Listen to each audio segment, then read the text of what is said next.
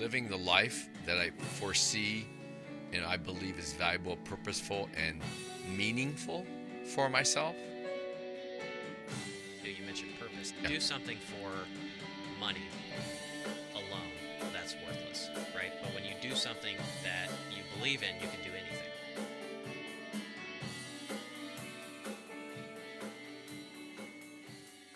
And we're live today with Kyle Richard, drone pilot extraordinaire, Avion Imagery. Welcome, Kyle. Thank you. All right. So, listeners, just get ready because we're going to have a really relaxed conversation. We're definitely going to talk about Imagine Fitting In and Kyle's story. And then we're going to get right into this. Is going to be a little extra focus on drones, which everybody knows about.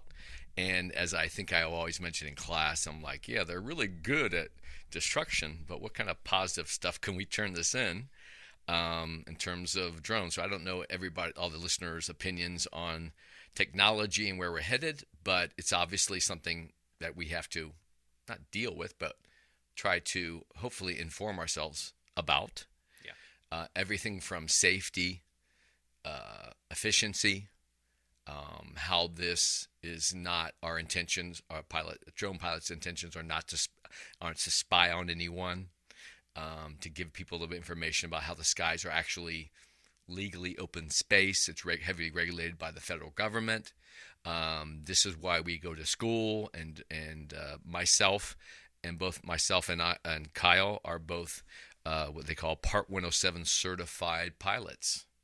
And so we're legally able to, they've basically told us we know what we're doing. And we're legally able to commercially sell our services and, try to make an impact. And it's so appropriate because we're in the home of aviation. And it's an exciting field, obviously. And I met Kyle at the UAS program at Sinclair. So Kyle became a very good friend really quick. And even after my participation in the program, Kyle has continued on. He's kicking some butt. And I look forward to learning more about what he's been doing. But I've never really, we've done some jobs together. And I'm really interested in learning more about Kyle's background and sharing with the listeners his story. So usually where we start this, Kyle, is, where were you born? Where you call home today, and what was your childhood like with your family, your parents? Yeah, I'll say I am extremely blessed as far as family life goes. Starting from the beginning, I was born in Dayton, Ohio, Miami Valley. Grew up in a little town, not so small today, but Springboro. My wife and I lived just south in Franklin Township. So, like a lot of people, born in Dayton and stayed in Dayton. I love the heritage of aviation that exists here, and that's, a big part of why I do what I do. Growing up, my dad was also fascinated with aviation. So never a pilot, but we always had, airplanes around the house. I can remember my dad had one of the first versions of Microsoft Flight Simulator and the Logitech joystick, and how much fun that was. And flying kites too, just the simple things, right? So then life goes on. For a lot of people, aviation kind of feels like it's out of reach. It's expensive to get into, right? Right. So especially, And to get you're into also an a airplane. pilot. Correct. Actually, a manned pilot. Yep. This guy flies planes. Right. So I I'm will a student tell. pilot. Yeah, student pilot. He's a student pilot. I will tell listeners straight up, I will be always staying a drone pilot and be relying on guys like Kyle to get to airplanes. Everyone needs, from what I've learned, we'll explain something real quick to the listeners. In order to be a commercial drone pilot, you have to know everything a manned pilot knows. And manning that aircraft is a huge responsibility, and you have multiple levels of different potential flights with a lot of lives that are depending on you. Right. So my quick message, and I'm going to let Kyle continue, to my listeners is, please be respectful on the plane. Understand there's a huge responsibility of the pilot, and that trickles down to the airline attendants serving you in your seats and trying to make you comfortable. And it's the last thing they need is somebody that's irritated about a seat or temperature, or they haven't got their drink yet or whatever. So please, that's just a message I'd like to share personally. But Kyle, go ahead. I was curious, what did your dad do? My dad is a mechanical engineer. So his career has been in commercial HVAC. So funny enough, he started his career at Copeland in Sydney, and then he worked for another company, A.L. Smith, that was bought by Regal Beloit, and then ultimately ended up back at Copeland to finish up his career, right? So he's still working, approaching that retirement age, though. So it's just kind of neat, the full circle. So my dad loves what he does. He's very knowledgeable, and in a lot of ways an inspiration, because in my lifetime, he never brought any of that home. And I know he had stress. Everybody has stress with work, you know. That's admirable. Yes, very much so. So he never brought that home, never imposed any of that on his kids or, you know, my mom, his wife, right? So that is very, very commendable.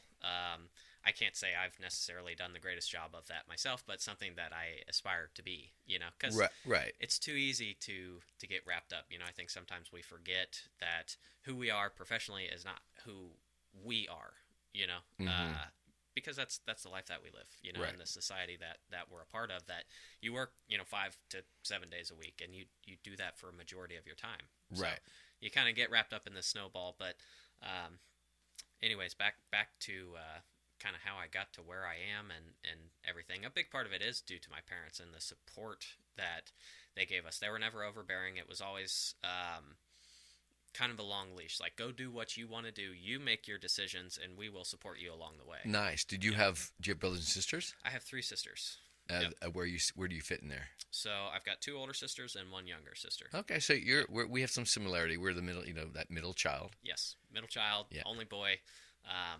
You know, again, shout out to my dad. I might have got a little, you know, special treatment on it.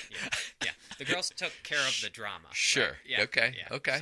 So, you know, where did you go to school for, like, elementary school? So everything is right in Springboro.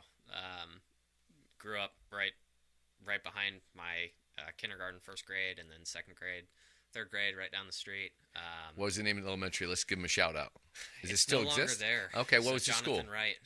Jonathan Wright? Yep, was the school I went to kindergarten, 1st grade. That's since been demolished. It's just an empty field. Clear Creek Elementary is still there. Okay, so the Kirk Creek? Clear Creek. Clear Creek Elementary in Springboro. Yep. And do you? I mean, do you remember have any memories of any teachers that you have that kind of stood out? Because usually when we have something, you can remember it. Yeah. You may have not said anything that's had a huge impression. Maybe not till you get to high school or something, but nobody at that age that was impactful. I remember most of my teachers, as far as that goes, but not really. I was interested in going to school from the social aspect of it. I like to be there with the people and with my friends. Okay. And that experience, but I was not really interested in school.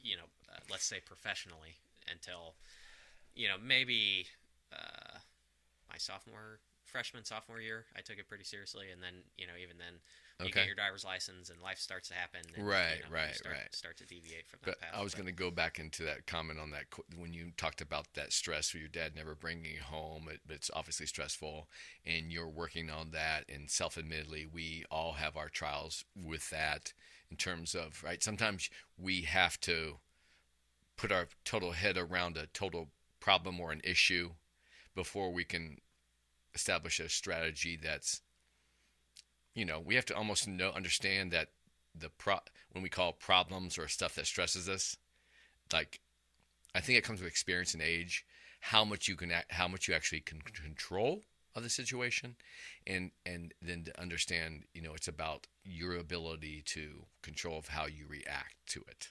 Yeah. And that's a real, and again, I applaud you for mentioning that, because that is what a lot of people, you know, personally going through a stressful situation right now, myself personally, I'm just trying to keep perspective, and my age has helped, my wisdom and my experience of dealing with some of the loss in the past. But also, it's just a process. And I think it's a big, important reminder that you're a young father. Congratulations. Yeah, thank you. A baby boy. Yep. Okay. And that's a lot of responsibility. It's super wonderful experience. I never had children, but that's wonderful. And so you just voiced out something that's very apparent and real with a lot of people. And we just do the best we can. And then, go on from there and try to apply that to our lives. And it's great that you pointed that out. Your father was, that again, I said it's admirable for him being able to, compartmentalize it. Yeah. And not freak the kids out or whatever, give them an environment that they can kind of like, okay, where am I going? And the stresses will definitely come, right? We know that. We felt that as we get older. Right. Part of life. So how about high school? Was there any teachers that, or did you always realize, did you realize that aviation thing? Did you have the aviation bug early, or were there any teachers in high school, or did you play any sports? Yeah, so I played football, Pee Wee up through junior high, but again, wasn't something that really kept my interest. Right. It wasn't like a huge passion. Nope, not at all. And really, what I enjoyed was BMX bicycles. So there you go. Spent a lot of time on two wheels. Thousands and thousands of miles pedaled, and that's what was really cool is the freedom that that enables. And I almost sound like an old timer. I don't know that my kids will necessarily get to experience that, but I went all over the place. I mean, next towns and everything else, just riding on my bicycle, and exactly wonderful experiences. And luckily, I had a group of friends that I could do that with. Sure. Power in numbers and a little sense of security, wait. You want? Let's go there. Nah. There's hopefully there's somebody there. That's 15 miles away. Yeah. So, no, that's where I spent most of my time is running around on my bike. Nice. Great group of friends to do that. Some of which I still maintain relationships today. Sweet. So, but no, teachers, no really stand out. Anybody that had a moment? Yeah, for sure. I had some teachers. I had a lot of great teachers. Springboro has I should speak for that point in time was a great school system. I'm sure it still is today. I just don't have anybody that's involved to say so. Right. One teacher in particular, her name, she went by Mary Kay, right? Okay. So instead of Mrs. Miller, she was Mary Kay. And wonderful person, and why I appreciate her so much, probably similar to the approach that my parents took with me and instilled in us is okay, you can take this class. It was digital media arts, right? What year was that, by the way? This would have been in 2012 through 2014. Okay. So, Mary Kay's approach was here's the bounds of this class. This is what exists here. These are the tools that you have access to. Now, do with them what you want. Right, and we had lessons, and there was certain projects that you had to do a certain way to figure out a skill in Photoshop or Premiere Pro or whatever it was. But her approach was do what you're interested in. Creative freedom. You want to be a photographer? Focus on photography. You want to be involved in video? Focus on video. You want to be a graphic designer? Go into Illustrator and work on your skills in Illustrator. And that's what was really cool. So the sad part about that environment is you had the people that were serious and that were interested and wanted to pursue it, but you also had some people that just took the class because they could goof off, right? And seemed like it'd be kind of fun. There's not too intense, and there's pictures. Right. Well, I can put this on my screen and put my face down on the keyboard and go to sleep. Oh my gosh! I mean? Which is what it is. You're going to have that in any environment. Right. But that's where I met my wife. Was in that class. Right, so for a lot of reasons. Oh, really? My goodness! How old were you when you met your wife? That's cute. I guess I would have been probably 16. Oh, 17. get out! Yeah. Childhood sweetheart. Yes. That's wonderful. Yep. So, huge impact on my life. Right, digital media arts. Shout out to Mary Kay Miller and everything that she did for myself and my wife. Right. Yeah. So yeah, she was a big impact, and like I said, I had a lot of great teachers. Mr. Rao was my homeroom teacher. I also had him for a couple of math classes, and what I appreciated about him and his wife never had any kids, They were just dedicated to the students that they were teaching. Sure, all that was their family. Yeah, exactly. So I kind of appreciated his outlook there. I feel him. Yeah. Yeah, So I can definitely relate to that. and then yeah, after graduated high school, like I said, I took my studies very seriously. My freshman sophomore year, wanted to be a mechanical engineer because Dad was an engineer, right? Mm-hmm. Realized that I really didn't like math that much. Wasn't sure what I wanted to do, but I was running a lawn care service with my best friend Brendan at the time. Okay. So I'm like, okay, well, because I have a lawn care service, and mind you, we weren't legitimate. We didn't have a tax ID number. We're a couple kids Sure, with a hustling. truck, a trailer, and some lawn equipment. Right. Which was awesome, fantastic experience. Structure, Yes, responsibility. exactly, and helped me frame my understanding of what it was. Let me think about how to say this. It helped me understand the system that a business is. Right, it is absolutely a system, and you have all of these different components that need to be functioning together in order for the system to flourish. Organization. Exactly, organization and structure, right? So that was great that I got that at a young age, and in an environment that wasn't necessarily critical. We're mowing grass. You know what I mean? Right. We need to be there once a week, maybe twice a week in Smile. March and April. Be nice. And most of our clients were people that we knew. Right. I lived in a neighborhood, so we had, I don't remember how many lawns in Tamarack, but that was a great environment for us to operate. And then people you knew growing up, people you met in church, so on and so forth. There you go. So wonderful. that was fantastic. And from the time that started with my neighbors, right? From I bet I was 12 or 13. Brendan and I met in high school. By the time we were 16, we partnered up, and that's what we did full time. I did that until I graduated high school, and then I went to Sinclair.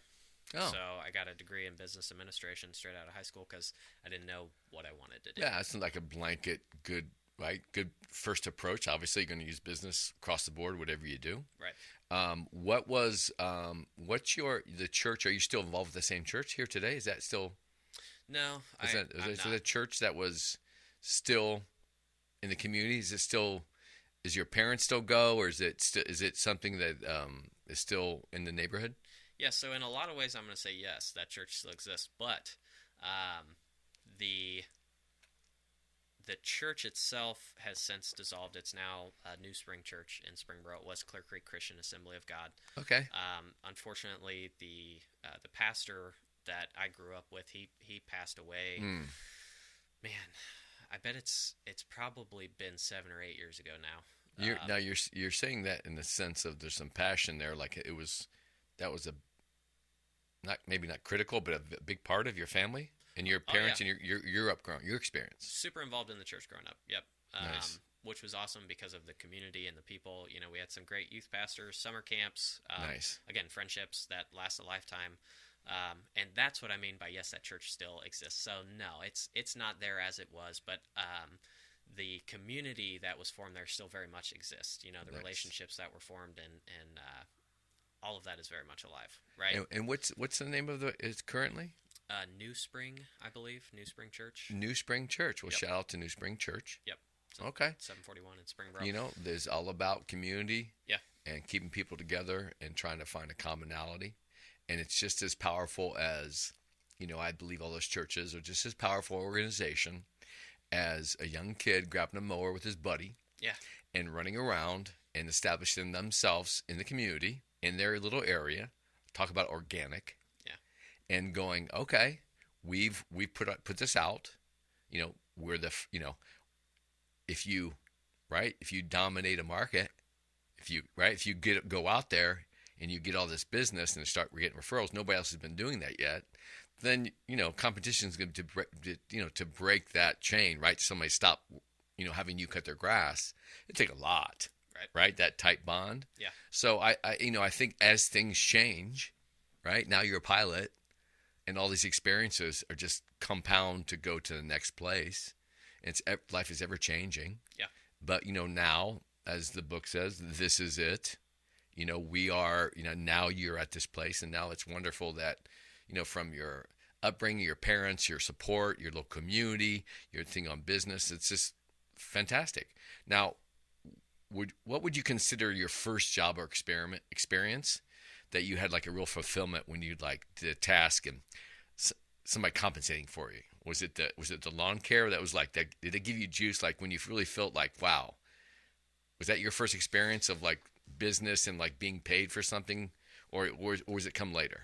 No, so lawn care was great, but I think what came from that was like, okay, we were making decent money as young kids, Right. right?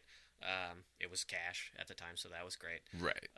And I was running around with my best friend. Exactly. So I was like, okay, cool, these things work. Nothing could be But better. Yeah. what I realized quickly, by the time I got old enough to look at other things professionally, it's like, okay, I don't want to be on a lawnmower day in and day out. Obviously. Not what I want to do. Didn't necessarily think about the approach. Okay, well, if you have your system fine tuned enough, you pull yourself off the mower. You're focused on building something else. You've got Right. people that mow. You've Right. got people that are Right. running this job. You've got a crew out. Yeah. And your job is to fill a schedule with work. Now you're CEO, marketer, Yeah. and all the business administration side of it. Right. Too young to understand that. Yeah. So, no, to answer your question, that wasn't really the first thing where I felt like ultimately fulfilled. Yeah, it was cool. It was a great opportunity. Learned a ton. Right. Wouldn't trade it for anything. But it was when I started at a company in Dayton, on the west side of Dayton, Stanley's Truck Sales. I was 20 years old, still a student at Sinclair, and I started selling semi-trucks. How did you get that job? So it was through my second cousin. He was partners with Doug and introduced me to Doug Stanley, who Okay. owns Stanley Truck Sales. And, they needed assistance getting inventory online. There was another gentleman also named Doug that worked in the office. He was selling trucks, doing titles, kind of all of the behind the scenes that make it happen. Yeah. And they needed somebody to, at least relieve part of his work, right? And that was putting stuff on the internet. Nice. Well, like I told you, I had a passion for digital media arts, so I'm like, cool, let me go, wave a camera around. I'll do photos, video, get everything loaded. Had you like had a when was your first when you get your first camera? I'm curious because you obviously photography has been. When did that become an interest of you? So I was always more fascinated in video, but Okay. it would have been around 9 or 10 years old when I got my first digital camera. And just ask any social media site, what's more stimulating, a video or a photograph? Right, exactly. So yeah, I get you.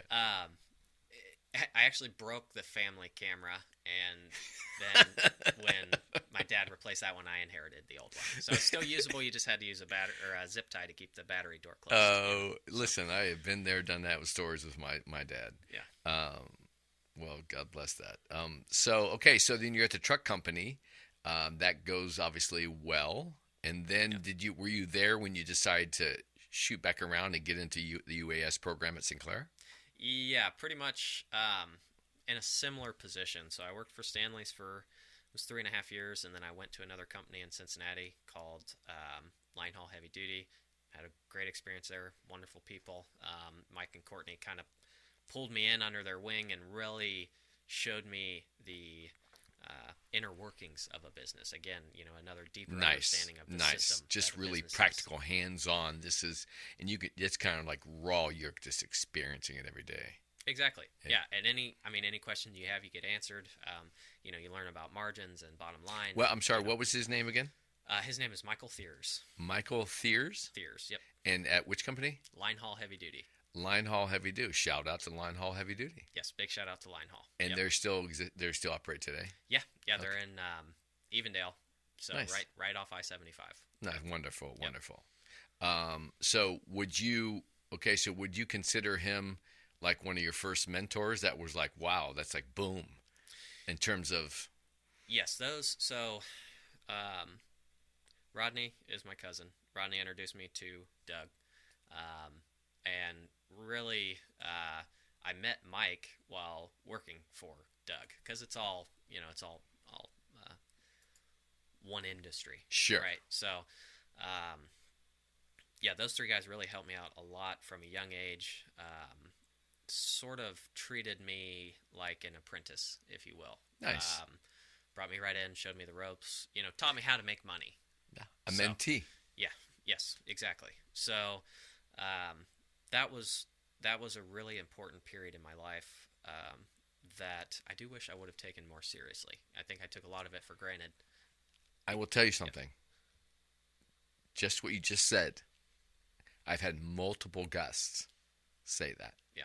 And it's just we're the youth, right? Yeah. Experience. Go ahead. You can't realize it when you're in it, and when Yeah. you're that age.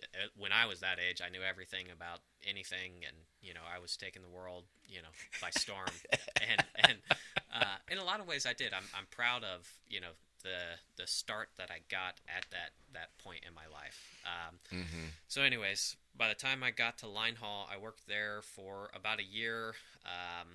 Mike and Doug ended up partnering, and I went back up to the same location that I had worked at previously and ran that store for about a year and a half. And that's when I decided, okay, hey, I'm not really enjoying this anymore. Right. I think things change. Pivot. Yep. Yes. Yep. So I was looking at Sinclair. I love the UAS program. Now let's agree. Let's help with the listeners with this, because it's changed multiple times since when I first started with it. A UAS is what's the UAS stand for? Aerial system. Unmanned aerial system. Unmanned aerial system. And again, for listeners, that's what the program is. Sinclair has an unbelievable UAS program here in Dayton. We couldn't recommend it enough. Right. But go ahead. Yeah. So just looking at that industry and the potential for growth, right? It's relatively low barrier to entry, and something that's going to be around for a long time at this point. So right. I'm like, all right, I want to do that.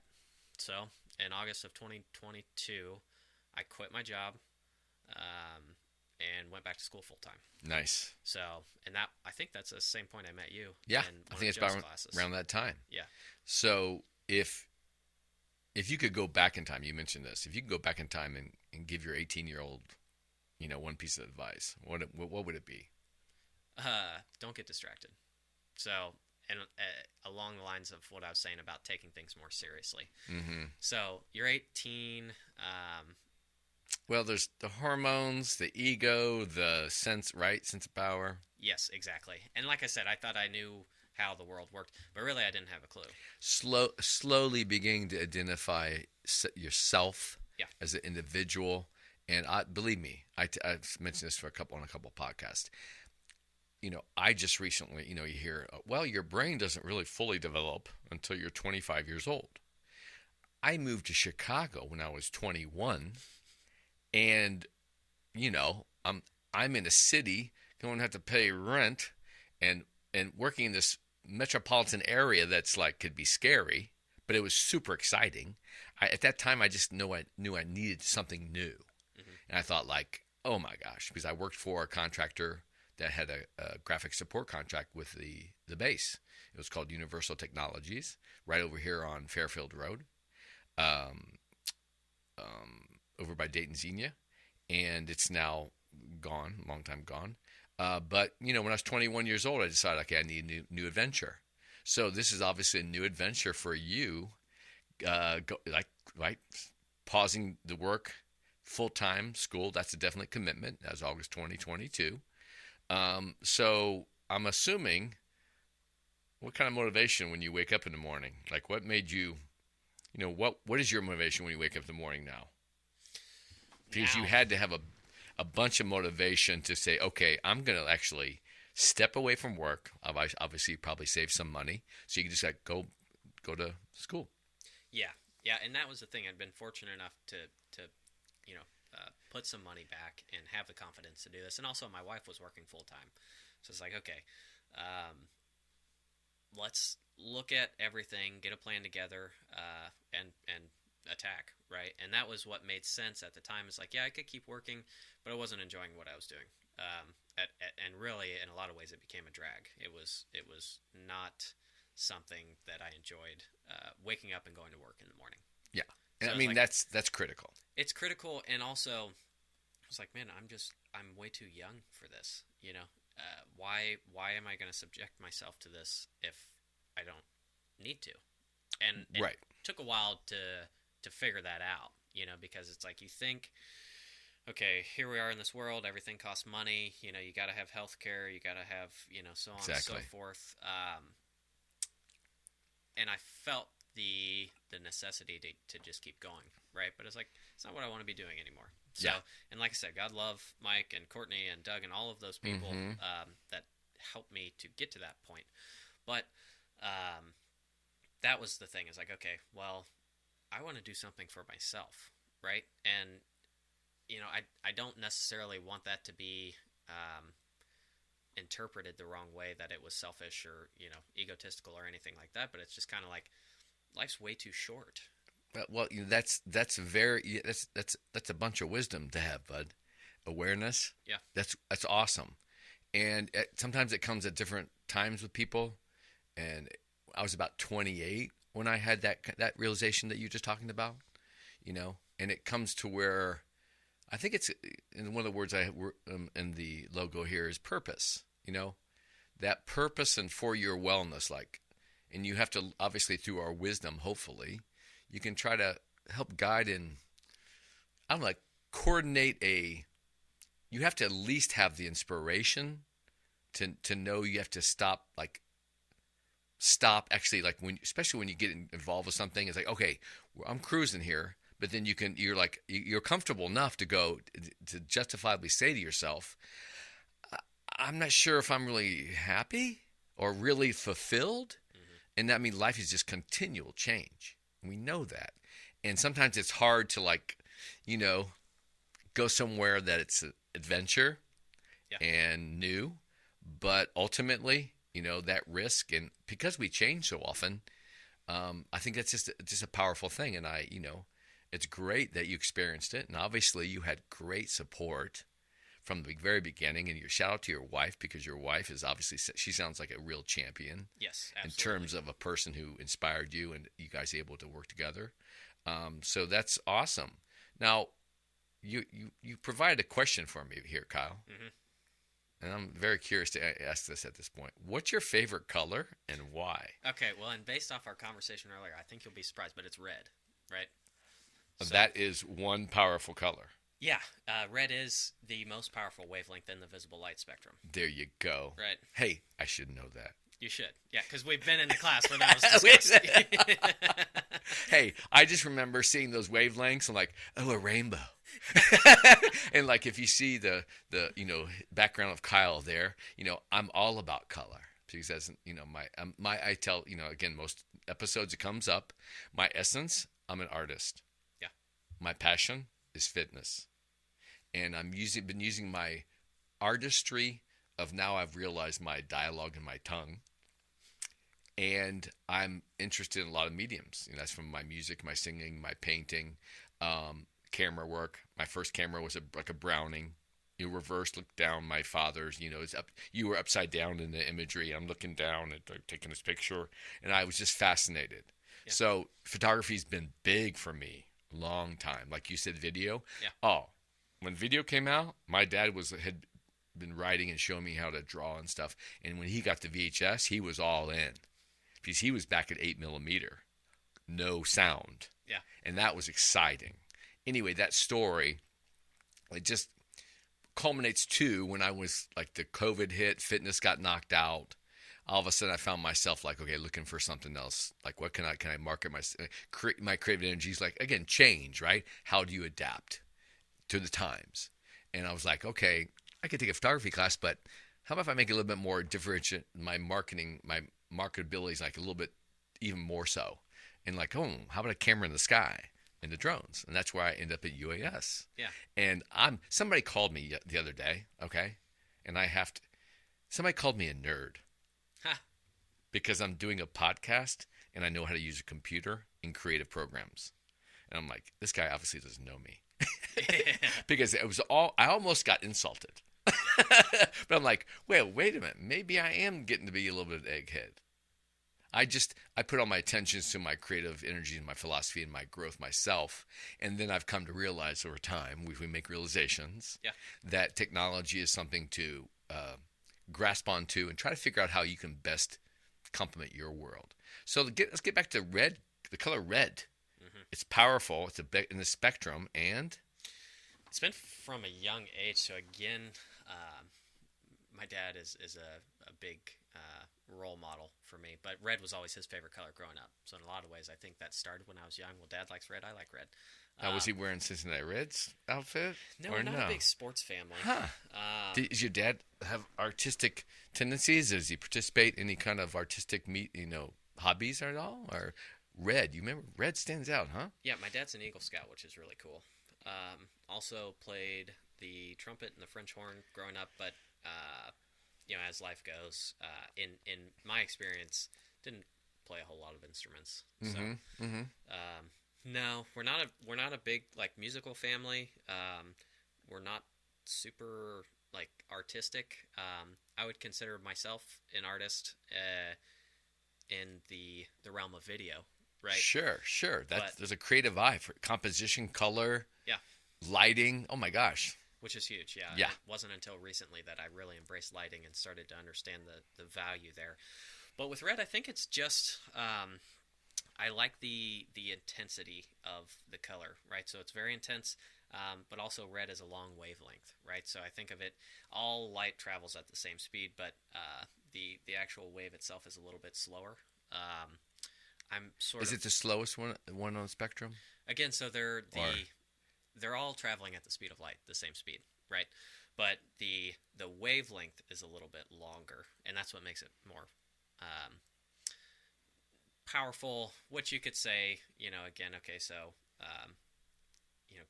gamma rays. yeah, The one of the most powerful waves that we're aware of is a super short wavelength, right? And that's what makes it so powerful. right. They can't travel long distances because of that. So when you see the sunset at night and it's red, that's because the red wavelength doesn't attenuate as fast as the yellows and the blues and all of the other colors that come Nice. from the sun, right? So that's just something that's really cool to me. I think that's part of why I'm attracted to red. It's just because of that, and I've realized that about my life, sort of how I operate. I'm not the fastest individual, not at all. If you deal with me professionally, I'll give you a warning here. I am not going to be the quickest turnaround, right? I'm very methodical. I like to take my time. Making sure when I do provide you that what you're hiring me for is going to be tight. Yes. Well, and that's something that I operate on. Exactly. It's going to be tight. It's going to be a good experience. I'm going to deliver Exactly what you're what looking for. you're looking for, and hopefully exceed what you expect, Right. if it's the first time that we work together. We're not the cheapest, we're not the fastest, but we will provide the best experience and the best value for the dollar spent. Right. Right. And I'm assuming also consistency Yes. and continuity when you start, right, with, projects and all that kind of stuff. Correct. Now, I mean, I will tell you, my red is just on a psychological level. Red is very strong. It's a very strong color. And I had an art teacher back at Sinclair when I was back 18 years old saying how, and I remember at that time, I never wore red at that time. And I'm like, well, yeah, And so I went home down in this basement and I made a stencil of this really cool horse, I think off of a Steve Miller Band album, a stencil of a really cool horse line drawing. And my dad had an airbrush. I just remember this now. You're bringing this story back up. My dad had this airbrush piece. I thought it was cool. And I made this stencil and I airbrushed a black onto a really bright red t-shirt. And you just make me remember that, so thank you. Oh, yeah. And I wore that shirt so proudly because I'm thinking, like, this is not only a cool design, but it's red. And again, it's interesting because art is so necessary for each individual, like on a cultural level, on a spiritual level, on a just emotional level, music, color, right? The tone of the word spoken. It's all about tone, lighting, dark. Yeah. And again, I'm fascinated by all artistic mediums, and I've become even more fascinated, interested in individuals, the color and emotion and the broad spectrum of knowledge, intellect, philosophy, experiences.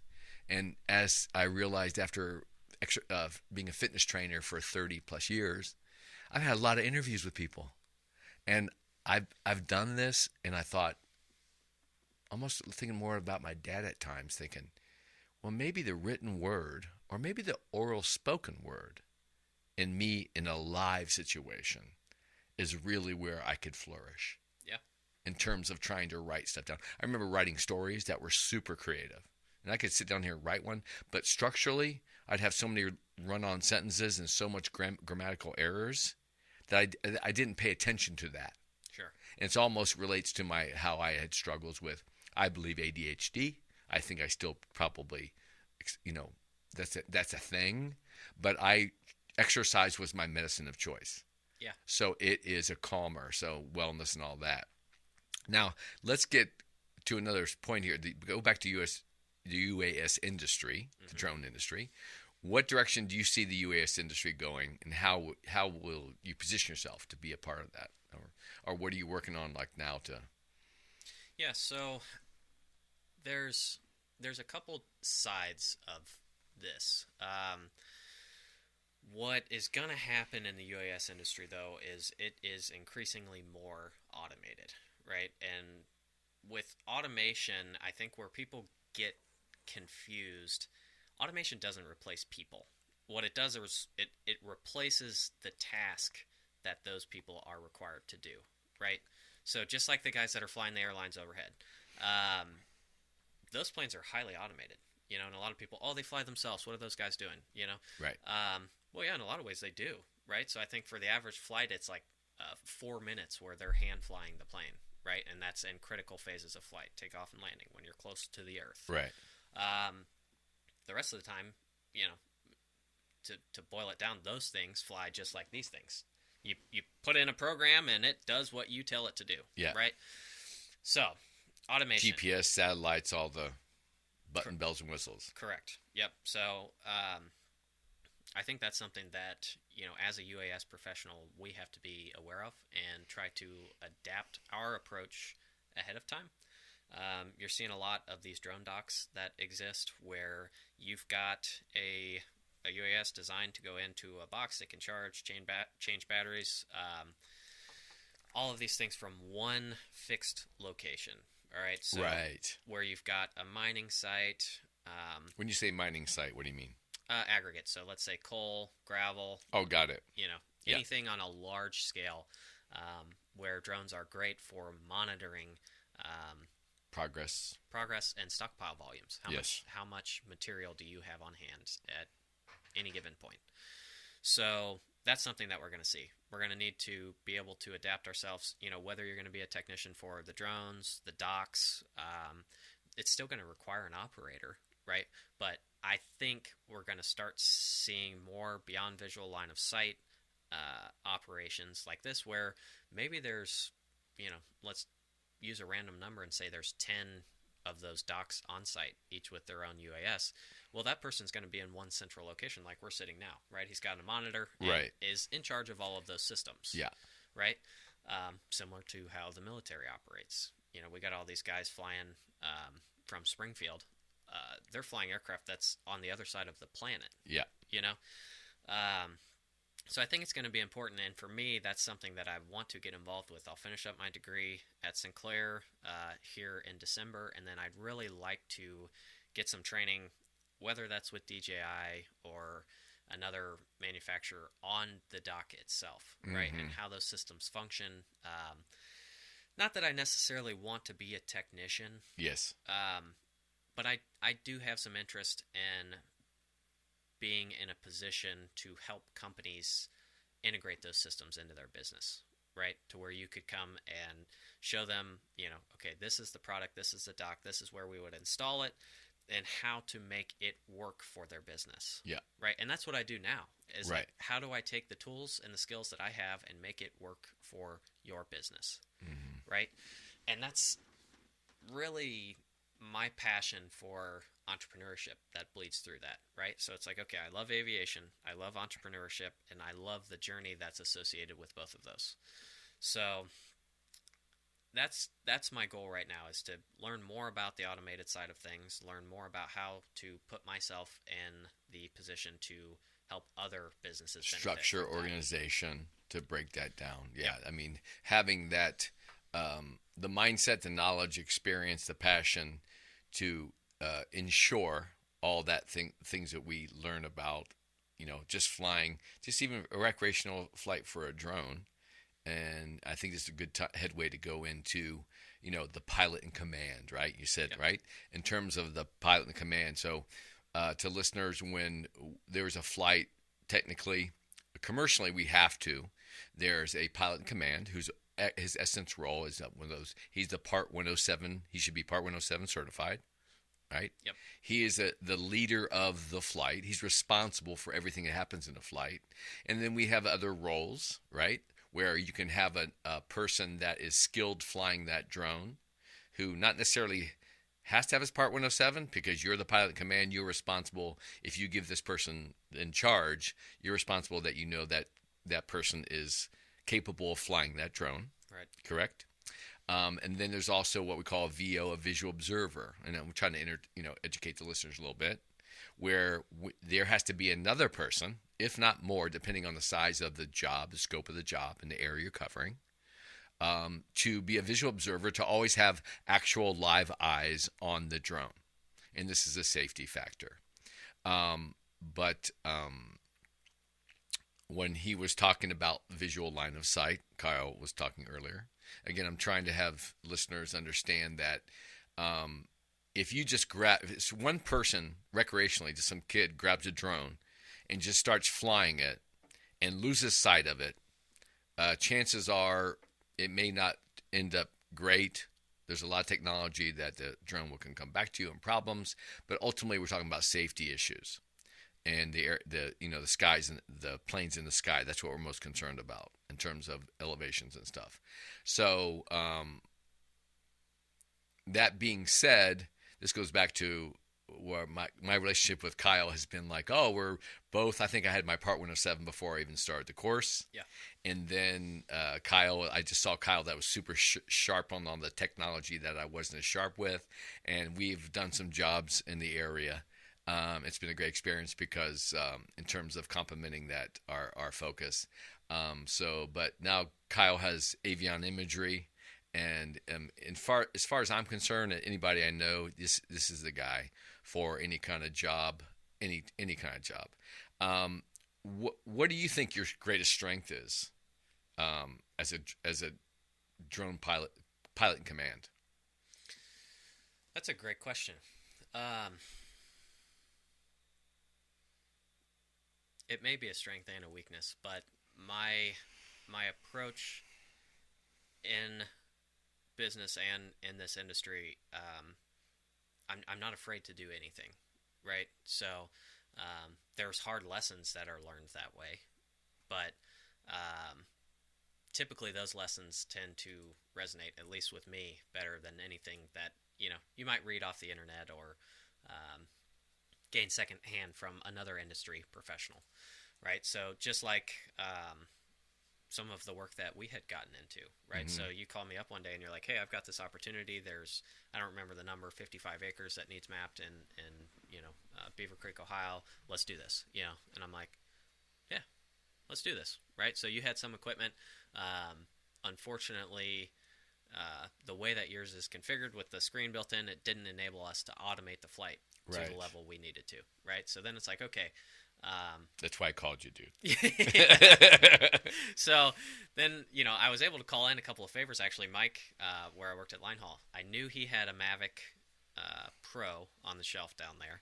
So I was able to borrow that and then through a couple other friends, get some batteries rounded up. And that's what we used that Mavic for that first job. Correct. Yep, we mapped that successfully.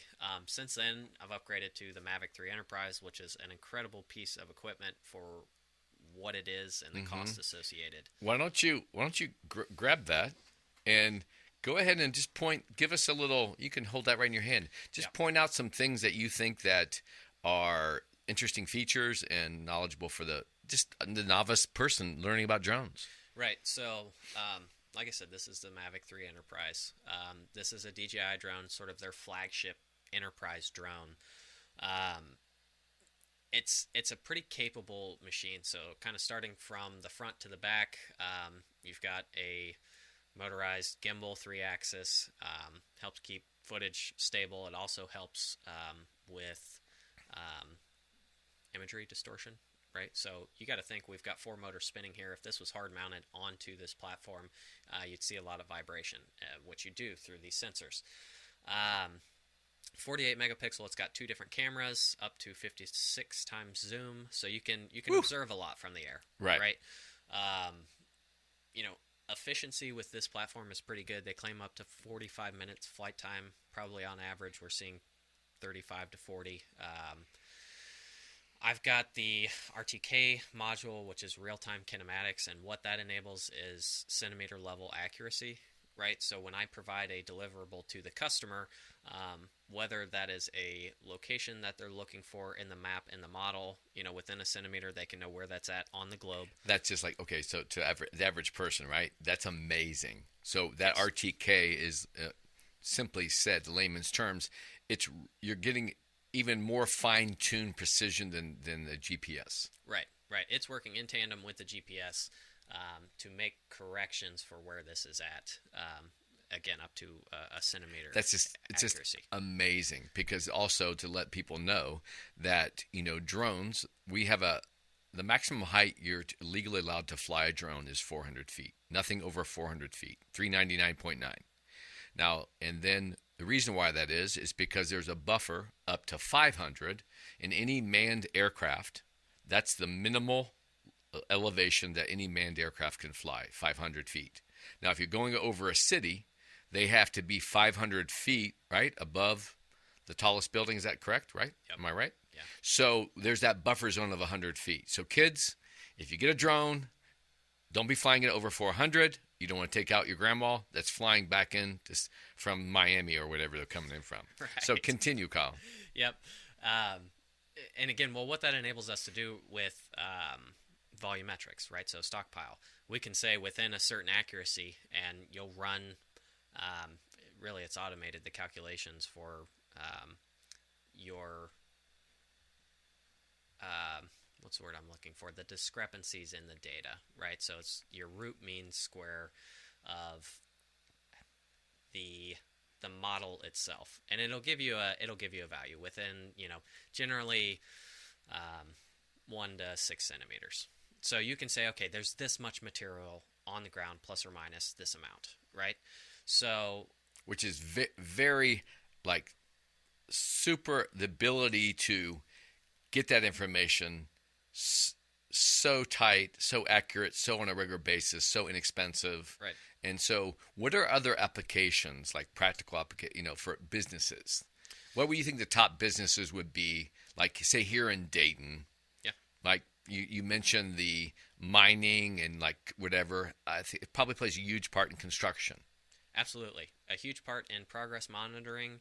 Anybody with a pile of gravel, dirt, sand, any sort of stockpile material, you should call me, because I can, help you increase the accuracy of your operation as well as the efficiency. So, like you mentioned, the fact that we can do this, depending on the area, flight time's 10 minutes, 15 minutes, right? So we collect that imagery. I'm out of your hair. Within 24 hours, we turn around a 3D model and generate that report, how much material's on the ground. Mm-hmm. You want to do that today, tomorrow, the next day, 3 times a day, whatever it is, we can do that. That's something that I want people to know too, is we don't just special events. Yeah, we don't just do drones. We're ground-based as well.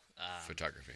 Yeah, we do photography from mostly an asset promotion side of things. So if you got something you want to sell, whether that's real estate, whether it's equipment, whether it's a bicycle, if you want to pay us to come out and help you remarket that asset, I would even go as far to say I'm an expert in that realm, right? So spent a lot of years honing that craft. I sold my first bicycle on Craigslist. I was probably 10 years old. Oh, right? Nice, yeah. So on the internet, dealing with strangers, to sell this bicycle that I had pieced together. Let me get the forks and handlebars from this buddy and the wheel set from that buddy, and I got this frame in the garage, and you put something together and sell it. Nice. Trade it for a PlayStation, whatever. Yeah. So awesome photography, video. That being said, what are some lessons you've learned about, like, being mentored? Obviously, when we have these experiences, these people that are influential in our lives, from parents to first teachers to our first bosses to people that pr- uh, provide those apprenticeships. Yeah. I went to John H. Patterson High School and had was mentored, being a mentee through a vocational school. Went to Sinclair, end up all of a sudden I go there. I had so much knowledge and experience at from John H. Patterson in my field that I got a bunch of my classes waived for my commercial art technology associate degree at the time, and got my job at the base at like 19 years old, making like whatever. Right. So what are some lessons you've learned about mentorship, and are you been a place that you've been able to mentor others? Well, yeah, mentors are extremely valuable. Anytime anyone is willing to share their knowledge or experience with you, is priceless, right? Because that's something that you don't have to live through to understand. The other thing I'll add, sort of a caveat, is nobody can do anything for you, right? So you can have the greatest mentor in the world, but if you aren't willing to learn from and apply the lessons that they are gracious enough to share with you, you're a fool, I suppose, for lack of better words, right? Right. So I think that came to me. I was probably 21-ish, and again, had a firm grasp on the world, what I thought was happening. Good job, and I'm around all these successful people, and it's like, okay, well, how do I get that? You know what I mean? How do I get to Right. from where I am as just a cog in a machine to having built something, having built this machine that functions, right? Um, and that's sort of a realization that I had. It's like I can get all the advice in the world. I can ask these guys all these questions. What did you do when you were my age? How would you respond to this scenario? Right, but then practical put into motion. You got to do it. Action. Yeah, man. And that's something that I have to remind myself every day, because it's easy, especially as an entrepreneur, and doing your own thing. You've had many ventures in life. There are days that are hard. There are days that it seems unbearable. There are days that I'm just going to get a job, right? Those are words that I utter to my wife, And Oh, it's wait! I'm gonna go work. Yeah. I gave I replaced it with life, and I go, okay, I just assume struggle at life, living the life that I foresee and I believe is valuable, purposeful, and meaningful for myself, and have some sense of that control. When you say that work, you said I'm just going to get a job. Yeah. And there's plenty of just jobs out there. But continue, please. Right. Well, that's the thing. It's like, okay, yeah, I could do that, but that's not what I want to do. You mentioned purpose. That's on the board. That's a recent realization for me. And ironically, I heard a quote yesterday. It was the founder of Specialized Bikes, and he says when you, and maybe I'm paraphrasing a bit, but when you do something for money alone, that's worthless, right? But when you do something that you believe in, you can do anything. So that's true. That's true in any business, right? I mean, there are people who are successful and all that they exist for is the dollar, right? But what quality of life does that offer, Right, and it's so relative to each individual, right, and awareness and of our being. Yeah. And I think that's kind of a respectful notion that you're sharing right now.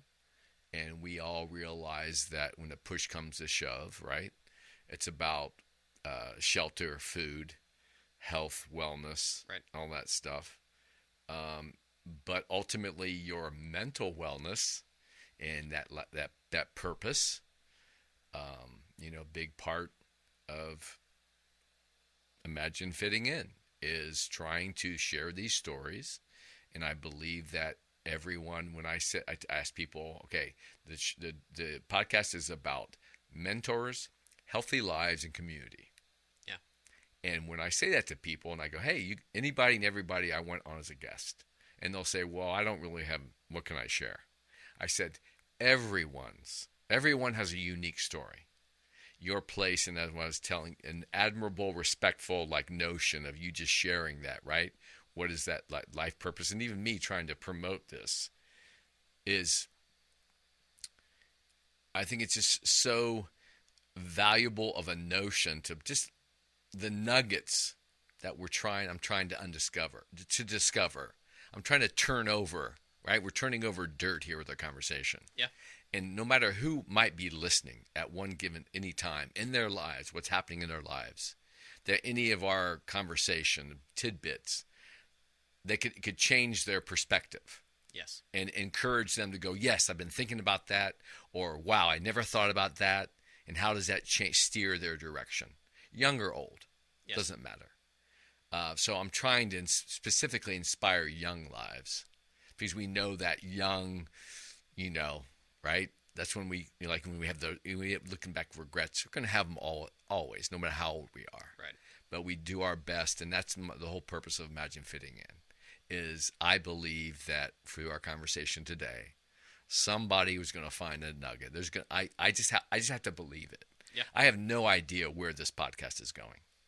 All I know is that the response I've been given, I've been having no short of willing individuals that believe in that concept of sharing essence of who you are, your story, and that there is nuggets to share, and that we won't know exactly how impactful that is ever. Right. But I have to believe, and if you don't believe in yourself, if you don't have that, having a purpose and having that line of thought, which, again, I find you, how old are you? 28. I had to think. 28. Okay. I will tell you, I'm 61, been around for a few, have my share of challenges, regrets, and all that. But I find you as a 28-year-old very mature, very focused, determined. You have that work ethic. You have that pride. And I believe now that very much so you have that purpose, which will, take you unimaginable places. We go to the sky, right, in a drone. And I would tell everybody, listeners, it's a rush. Especially if you put goggles on. If you don't want to, I never want to have to man a plane. I don't want to pilot a plane. Everyone should land an airplane one time. One time in your life. Okay, I don't know. Maybe you could talk me through it. Anyway, that being said, but the potential. I remember when I put my goggles on my drone, and all of a sudden I'm flying around. It's like I'm flying like Superman. And it was like, it's such an unbelievable experience. It's the most frightening thing at first. You're like, what? Your brain is going, what? It literally gives you that sensation that you're not in a plane, that you're literally flying. Yeah. And it's unbelievable. And I think it's important that people reach for the stars, reach for the heavens, the skies, whatever you want to call it, and what we can see around us. And I'm trying to relate to a few things here today with our episode. Number one, I knew you're a top guy that I'm going to rely on, and we'll probably be doing more projects together in the drone industry, I'm hoping. Number two, the ability to inspire people to consider a profession, young people profession in aviation. There's so much opportunity. And to know that it takes a little bit of, it takes a lot of risk. It takes a lot of risk and just not being fearful of the unknown. Yeah. And I think that's one of the biggest thing. I was always trying to assume I knew how things would go if I took one direction or the other. You don't. You have to have that faith. And when you have purpose, I think faith is easier to come by, in my personal opinion. So, again, we're going to have your contact information in the show notes. Looking forward to most likely having you on again. Oh yeah. We're going to have to figure out how we can keep continuing. And I hope the listeners have learned a little bit about things about drones, Yeah, I hope so. about the potential. And if you're creative and have energy and passionate, you never know what you can come up and create. So, Kyle, I want to thank you for today. It's been awesome. And I'm sure we'll be talking very soon again. Yes. And be looking forward to that. All right? Yes. So thanks so much. All right, everybody. Till next time, kids. Bye-bye.